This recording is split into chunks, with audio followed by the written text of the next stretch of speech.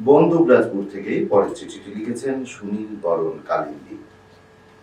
পলাশের গালিচাবে হেঁটে এসে মংলুর বুকের কাজটিতে দাঁড়ালো হপন। তুই আমার বউ হবি?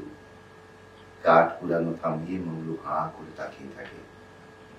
বুকে হাজারো ভাবরে স্পন্দন। তা কি কইলে হয়?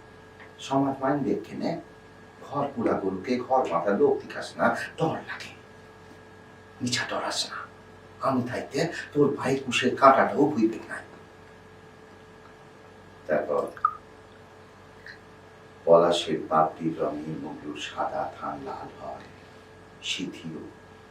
কিন্তু সামাজিক অনুশাসনে এটি ব্যভিচার ও বেলেল্লাপনা হিসেবে মান্যতা পেল। দুটোকেই জ্যান্ত পুড়িয়ে মারার নিদান দেওয়া হলো।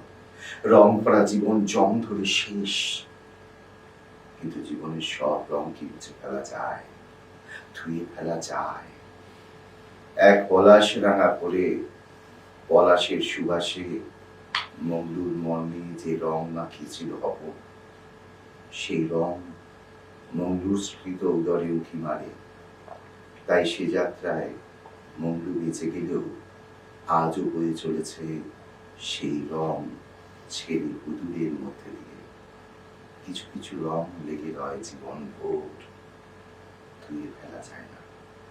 প্রেরক সুনীল বরণ কালিন্দী, গ্রাম পোস্ট বন্দুকরাজপুর, থানা শিমুলিয়াপাল, জেলা বাঁকুড়া। এবং